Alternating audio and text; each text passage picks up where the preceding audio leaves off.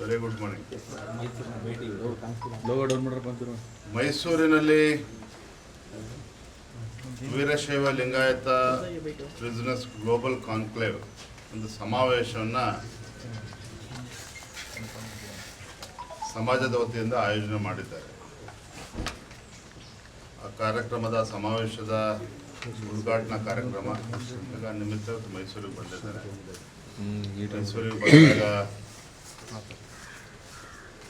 ಮಠಕ್ಕೆ ಭೇಟಿ ಕೊಟ್ಟು ಪರಮ ಪೂಜ್ಯರ ಒಂದು ಆಶೀರ್ವಾದನ ಪಡೆದುಕೊಂಡು ಹೋಗ್ತಕ್ಕಂಥದ್ದು. ಇನ್ನೊಂದು ಕೂಡ ತಂದೆಯವರು ಕೂಡ ಮಾಡ್ಕೊಂಡು ಬಂದಿದ್ದಾರೆ. ನಾನು ಕೂಡ ಪೂಜ್ಯ ಸ್ವಾಮೀಜಿಯವ್ರನ್ನ ಭೇಟಿ ಮಾಡಿ ಅವರ ಆಶೀರ್ವಾದ ಹಾಗೂ ಮಾರ್ಗದರ್ಶನ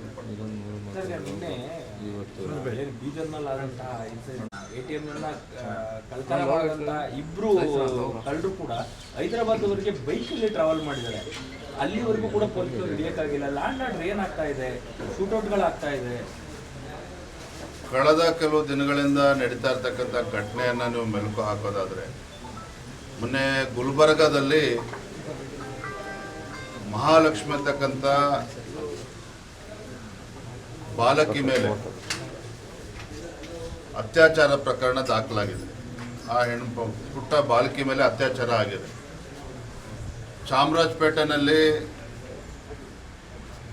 ಹಸುಗಳ ಕೆಚ್ಚಲನ್ನು ಕಡ್ದಾಕಿರ್ತಕ್ಕಂಥದ್ದು. ಯಾವ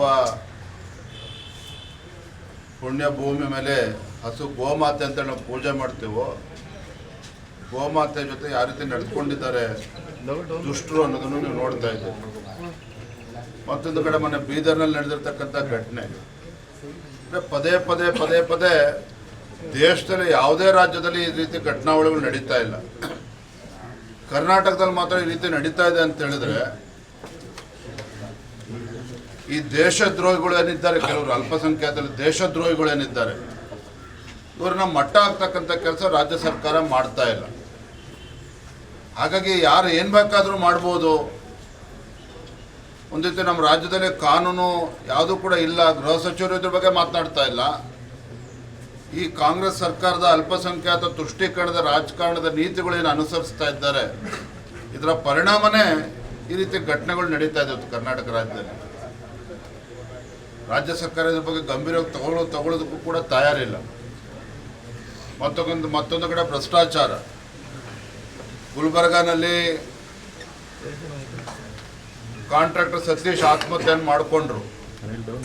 ತದನಂತರದಲ್ಲಿ ಪೊಲೀಸ್ ಯಾವ ರೀತಿ ಗುಂಡಾಗರ್ದಿ ಮಾಡಿದ್ರು, ಕಂಪ್ಲೇಂಟನ್ನು ಕೊಡೋಕ್ಕೋದ ಸತೀಶ್ನ ಸಹೋದರಿಯರ ಜೊತೆಲಿ ಯಾವ ರೀತಿ ನಡೆದುಕೊಂಡಿದ್ದಾರೆ. ಈಗೇನೋ ನಾವು ಭಾರತೀಯ ಜನತಾ ಪಾರ್ಟಿ ಹೋರಾಟ ಮಾಡಿದ್ವಿ ಅಂತೇಳಿ ಅವನು ಯಾರೋ ಕಾಂಗ್ರೆಸ್ ಪುಡಾರಿ ಇದ್ರು, ಅವ್ನ ಅರೆಸ್ಟ್ ಮಾಡಿ ಅವ್ರನ್ನ ರಾಜಾತಿಥ್ಯ ಕೊಡ್ತಾ ಇದ್ದಾರೆ. ಎಲ್ಲೊಂದು ಕಡೆ ಸಿದ್ದರಾಮಯ್ಯನವರ ಸರ್ಕಾರ ಅಭಿವೃದ್ಧಿ ಬಗ್ಗೆ ಚಕಾರವನ್ನು ಕೂಡ ಎತ್ತಾ ಇಲ್ಲ. ಅಭಿವೃದ್ಧಿ ಬಗ್ಗೆ ಮಾತನಾಡ್ತಾ ಇಲ್ಲ ಸರ್ಕಾರ ಬಂದ ಮೇಲೆ.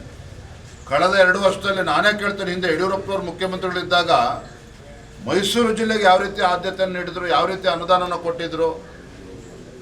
ಮೈಸೂರು ಜಿಲ್ಲೆಯ ಸರ್ವತೋನ್ಮುಖ ಅಭಿವೃದ್ಧಿಯ ದೃಷ್ಟಿಯಿಂದ ಸಾವಿರಾರು ಕೋಟಿ ಅನುದಾನವನ್ನು ಕೊಟ್ಟಿದ್ರು. ಸಿದ್ದರಾಮಯ್ಯನವರು ಎಷ್ಟು ಕೋಟಿ ಕೊಟ್ಟಿದ್ದಾರೆ ಮೈಸೂರು ಜಿಲ್ಲೆ ಅಭಿವೃದ್ಧಿಗೆ? ಅಂದರೆ ಅಭಿವೃದ್ಧಿಯ ಬಗ್ಗೆ ಚಿಂತನೆಯನ್ನು ಕೂಡ ಮಾಡದೇ ಇರತಕ್ಕಂಥ ಈ ರಾಜ್ಯ ಸರ್ಕಾರ, ಮುಖ್ಯಮಂತ್ರಿಗಳು ಸಿದ್ದರಾಮಯ್ಯನವರು ಇವತ್ತು ರೈತರು ಕೂಡ ಶಾಪ ಆಗ್ತಾ ಇದ್ದಾರೆ ಸರ್ಕಾರದ ಬಗ್ಗೆ. ಮತ್ತೊಂದು ಕಡೆ ಸಿದ್ದರಾಮಯ್ಯನವರ ಬುದ್ಧಿವಂತಿಕೆ ಇದೆಯಲ್ಲ, ಜಾತಿ ಜನಗಣತಿ ಅಂತೇಳಿ ಜಾತಿಗಳ ಮಧ್ಯೆ ವಿಷಬೀಜವನ್ನು ಬಿತ್ತಕ್ಕಂಥದ್ದು, ಜಾತಿ ಜನಗಣತಿ ಅಂತಕ್ಕಂಥ ಪಗಡೆ ಆಟ ಅಂತೇಳಿ ಅಂದ್ಕೊಂಡಿದ್ದಾರೆ ಸಿದ್ದರಾಮಯ್ಯನವರು. ಒಂದು ರೀತಿ ರಾಜಕೀಯ ದಾಳವಾಗಿ ಅದನ್ನು, ರಾಜಕೀಯ ಅಸ್ತ್ರವಾಗಿ ಅದನ್ನು ಬಳಸ್ತಾ ಇರ್ತಕ್ಕಂಥದ್ದು ಇದು ದುರಾದೃಷ್ಟ.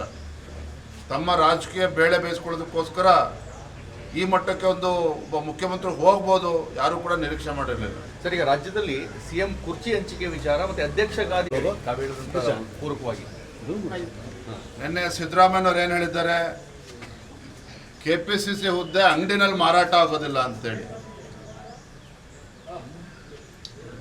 ಆಡಳಿತ ಪಕ್ಷದ ಸಚಿವರುಗಳು ಇವತ್ತೇನು ಹೇಳಿಕೆ ನೀಡ್ತಾ ಇದ್ದಾರೆ DK ಶಿವಕುಮಾರ್ ಅವರ ವಿರುದ್ಧ, ಅವರೇ ಸ್ವಹಿತಾಸಕ್ತಿಯಿಂದ ಹೇಳಿಕೆ ನೀಡ್ತಾ ಇದ್ದಾರೆ ಅಂತೇಳಿ ನೀವು ಭಾವಿಸಬೇಡಿ.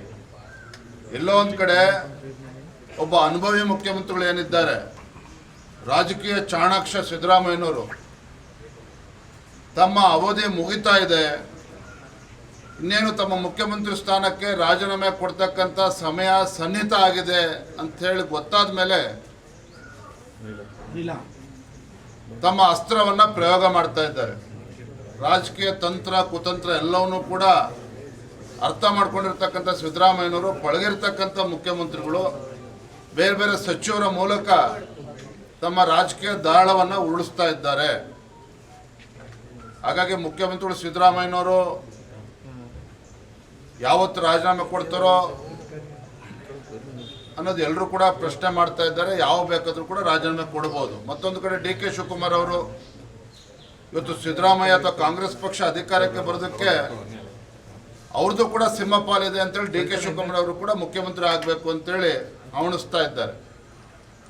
ಸಿದ್ದರಾಮಯ್ಯನವ್ರು ಏನಾದ್ರು ರಾಜೀನಾಮೆ ಕೊಟ್ಬಿಟ್ರೆ ಡಿ ಕೆ ಶಿವಕುಮಾರ್ ಮುಖ್ಯಮಂತ್ರಿ ಆಗಲೇಬಾರ್ದು, ಯಾವುದೇ ಕಾರಣಕ್ಕೂ ನಾವುಗಳು ಮುಖ್ಯಮಂತ್ರಿ ಆಗಬೇಕು ಅಂತೇಳಿ 8 ರಿಂದ 10 ಜನ ಸಚಿವರು ಮುಖ್ಯಮಂತ್ರಿಯ ಆಕಾಂಕ್ಷಿಗಳೇನಿದ್ದಾರೆ ಸಾಲಿನಲ್ಲಿ ನಿಂತಿದ್ದಾರೆ. ಇದರ ಮಧ್ಯೆ ರಾಜ್ಯ ಇವತ್ತು ಬಡವಾಗಿದೆ. ಅಭಿವೃದ್ಧಿ ಇಲ್ದೇ ಭ್ರಷ್ಟಾಚಾರ ಮುಳುಗೋಗಿರ್ತಕ್ಕಂಥ ಕಾಂಗ್ರೆಸ್ ಸರ್ಕಾರ. ಮೊನ್ನೆ ದಿನ ಕಿಯಾನಿಕ್ಸಲ್ಲಿ ನೋಡಿದ್ರಿ, ಕಾಂಟ್ರಾಕ್ಟರ್ಗಳು ಇವತ್ತು ರಾಷ್ಟ್ರಪತಿಗಳಿಗೆ ಪತ್ರ ಬರೆದಿದ್ದಾರೆ, ದಯಾಮರಣವನ್ನು ನೀಡಿ ಅಂತೇಳಿ ಪತ್ರ ಬರೆದಿದ್ದಾರೆ. ಇವರು ಹೇಳ್ತಾರೆ ಸಚಿವರು, ಹಿಂದಿನ BJP ಸರ್ಕಾರದಲ್ಲಿ ಭ್ರಷ್ಟಾಚಾರ ಆಗಿದೆ, ನಾವು ಅದೆಲ್ಲ ಪರಿಶೀಲಿಸಬೇಕು ಅಂತೇಳಿ 2 ವರ್ಷದಿಂದ ಹಾಗೆ ಹಿಡ್ಕೊಂಡು ಕೂತಿದ್ದಾರೆ ಕಡತಗಳನ್ನು. ಎಲ್ಲೋ ಒಂದು ಕಡೆ ಕಮಿಷನ್ ದಂಧೆ ಹೆಚ್ಚಾಗ್ತಿದೆ ರಾಜ್ಯ ಸರ್ಕಾರದಲ್ಲಿ, ಕಾಂಗ್ರೆಸ್ ಸರ್ಕಾರದಲ್ಲಿ. BJP ಮೇಲೆ 40% ಆರೋಪ ಕಾಂಗ್ರೆಸ್ ಪಕ್ಷದವ್ರು ಮಾಡ್ತಾ ಇದ್ರು. ಇವತ್ತು ಕಾಂಗ್ರೆಸ್ ಸರ್ಕಾರ 40% ಸರ್ಕಾರ ಕಮಿಷನ್ ಸರ್ಕಾರ ಅಂತ ಹೇಳಿ ರಾಜ್ಯದ ಜನ ಇವತ್ತು ಮಾತನಾಡ್ತಾ ಇದ್ದಾರೆ. ಸಿದ್ದರಾಮಯ್ಯ ಅವ್ರದ್ದು ಕುರ್ಚಿ ಬಿಟ್ಕೊಡ್ತಾರೆ ಅಂತ ಅನ್ಸಲ್ವಾ ತಮಗೆ ಅಂತೇಳಿ ಅಧಿಕಾರದ ಹಂಚಿಕೆ ವಿಚಾರವಾಗಿ? ನನಗೆ 100% ವಿಶ್ವಾಸ ಇದೆ. ಸಿದ್ದರಾಮಯ್ಯನವರು ಯಾವುದೇ ಕಾರಣಕ್ಕೂ ಅವರ ಅವಧಿಯನ್ನು ಪೂರ್ಣಗೊಳಿಸೋದಕ್ಕೆ ಸಾಧ್ಯ ಅಲ್ಲ, ಅದು ಅಸಾಧ್ಯ. ಯಾವತ್ತು ರಾಜೀನಾಮೆ ಕೊಡ್ತಾರೆ? ಅವರ ಯುದ್ಧ ಈಗಿನೂ ಪ್ರಾರಂಭ ಆಗಿದೆ, 15 ದಿನ ಆಗಿದೆ. ಯಾರ್ಯಾರು ಬಡಗಿ ತೊಗೊಂಬರ್ತಾರೆ, ಯಾರ್ಯಾರು ಕುಡ್ಗೋಲು ತೊಗೊಂಬರ್ತಾರೆ ನಿಮ್ಗೆ ಗೊತ್ತಾಗ್ತದೆ. ಇವರ ಬೀದಿ ರಂಪ ಇವತ್ತೇನಾಗಿದೆ, ಮುಖ್ಯಮಂತ್ರಿ ಸ್ಥಾನವನ್ನು ಅವ್ರು ಇಳಿಸ್ಬೇಕು ಅಂತೇಳಿ, ನಾನು ಇಳಿಯೋದಿಲ್ಲ ಅಂತೇಳಿ ಸಿದ್ದರಾಮಯ್ಯನವರು, ಡಿ ಕೆ ಶಿವಕುಮಾರ್ ತಾವು ಆಗಬೇಕು ಅಂತಕ್ಕಂಥ ಏನು ಹೋರಾಟ ಪ್ರಾರಂಭ ಆಗಿದೆ. ಯಾವತ್ತು ತಿರುವನ್ನ ಪಡೆದುಕೊಳ್ತದೆ ಕಾದ್ ನೋಡಿ. ಸರ್ಕಾರನಾದ್ರೂ ಇರುತ್ತೋ ಇಲ್ವೋ? ಮುಖ್ಯಮಂತ್ರಿ ಸಿದ್ದರಾಮಯ್ಯನವರು ಮುಖ್ಯಮಂತ್ರಿ ಕುರ್ಚಿನಲ್ಲಿ ಅಥವಾ ಮುಖ್ಯಮಂತ್ರಿ ಪೂರ್ಣ ಅವಧಿಯನ್ನು ಮುಗಿಸೋದಕ್ಕೆ ಸಾಧ್ಯ ಇಲ್ಲ. ಯಾವ ಕ್ಷಣದಲ್ಲಿ ಬೇಕಾದರೂ ಕೂಡ ಮುಖ್ಯಮಂತ್ರಿ ಸಿದ್ದರಾಮಯ್ಯನವರು ರಾಜೀನಾಮೆ ಕೊಡಲೇಬೇಕಾಗ್ತದೆ, ಕೊಟ್ಟೇ ಕೊಡ್ತಾರೆ. ಸರ್, ಈಗ ಜಾತಿ ಗಣತಿ ವಿಚಾರ ಕೂಡ ಮುನ್ನೆಲೆಗೆ ಬರ್ತಾ ಇದೆ. ಜಾತಿ ಗಣತಿಯನ್ನು ನಾವು ಪರಿಶೀಲಿಸ್ತೀವಿ ಅನ್ನುವಂಥ ವಿಚಾರವನ್ನು ತರ್ತಾ ಇದ್ದಾರೆ ಸರ್. ರಾಜ್ಯದ ಮುಖ್ಯಮಂತ್ರಿಗಳಿಗೆ ಪ್ರಶ್ನೆನ ಮಾಡಿ. ಹಿಂದೆ ಅವರು ಮುಖ್ಯಮಂತ್ರಿಗಳಿದ್ದಾಗ, ಕಾಂಗ್ರೆಸ್ ಸರ್ಕಾರ ಇದ್ದಾಗ 2016ರಲ್ಲೇ ಜಾತಿ ಗಣತಿ ಅವಸರವಾಗಿ ವರದಿಯನ್ನು ತಯಾರು ಮಾಡಿಸಿದ್ರು. 2016 ವರದಿ ಬಂದ ನಂತರದಲ್ಲೂ ಕೂಡ ಕಾಂಗ್ರೆಸ್ ಸರ್ಕಾರನೇ ಇತ್ತು, ಸಿದ್ದರಾಮಯ್ಯನವರ ಮುಖ್ಯಮಂತ್ರಿಗಳಿದ್ದರು. ಯಾಕೆ ಅದನ್ನು ಅನುಷ್ಠಾನ ಮಾಡೋದಕ್ಕೆ ಸಾಧ್ಯ ಆಗಲಿಲ್ಲ? ಚುನಾವಣೆ ನೆಪ ಒಡ್ಡೆ ಅದನ್ನ ಹಾಗೆ ಮುಂದೂಡಿದ್ರು. ಈಗ ಮತ್ತೆ ಅವರ ಕುರ್ಚಿ ಅಳ್ಳಾಡಬೇಕಾದ್ರೆ ಮತ್ತೆ ಜಾತಿ ಜನಗಣತಿ ವಿಚಾರವನ್ನು ಮತ್ತೆ ಮುನ್ನೆಲೆಗೆ ತರ್ತಾ ಇದ್ದಾರೆ. ಇವರು ಯಾವುದೇ ಕಾರಣಕ್ಕೂ ಅದನ್ನು ಇಂಪ್ಲಿಮೆಂಟ್ ಮಾಡೋದಕ್ಕೆ ಸಾಧ್ಯ ಇಲ್ಲ. It's a unscientific report. ಇವತ್ತು ಬೇರೆ ಬೇರೆ ಸಮಾಜವು ಕೂಡ ಇದನ್ನು ವಿರೋಧ ಮಾಡಿದೆ. ಇದು ಯಾವುದೇ ಕಾರಣಕ್ಕೂ ಇದು ವರದಿ ಸರಿಯಾಗಿಲ್ಲ. ಇವತ್ತು ವೀರಶೈವ ಲಿಂಗಾಯತ ಸಮಾಜವು ಕೂಡ ವಿರೋಧ ಮಾಡಿದೆ, ಒಕ್ಕಲಿಗ ಸಮಾಜವು ಕೂಡ ವಿರೋಧ ಮಾಡಿದೆ. ಬೇರೆ ಸಮುದಾಯಗಳಿಗೆ ನ್ಯಾಯ ಕೊಡಬೇಕು, ಆ ವಿಚಾರದಲ್ಲಿ ನಮ್ಮದೇನು ವಿರೋಧ ಇಲ್ಲ. ಆದರೆ ಯಾವುದೇ ಒಂದು ವರದಿಯನ್ನು ಪಡೆದುಕೊಳ್ಬೇಕಾದ್ರೆ ಅದು ನ್ಯಾಯಸಮ್ಮತವಾಗಿರಬೇಕು. ಆ ವರದಿ ಎಲ್ಲರೂ ಕೂಡ ಯಾರಿಗೂ ಕೂಡ ಅನ್ಯಾಯ ಆಗದ ರೀತಿಯಲ್ಲಿ ವರದಿಯನ್ನು ಪಡೆದುಕೊಳ್ಬೇಕು. ಅದು ಎಲ್ಲೋ ಒಂದು ಕಡೆ ವರದಿ ಕೆಲವೇನು ಮಾಹಿತಿಗಳು ಸೋರಿಕೆ ಆಗಿದೆ. ಆ ಸೋರಿಕೆ ಆಧಾರದ ಮೇಲೆ ಹೇಳುವುದಾದರೆ ಇದೊಂದು ರಾಜಕೀಯ ಪಿತೂರಿ ಇದರಿಂದ ಇದೆ ಅನ್ನೋದು ಸ್ಪಷ್ಟವಾಗಿ ಗೋಚರ ಆಗ್ತದೆ.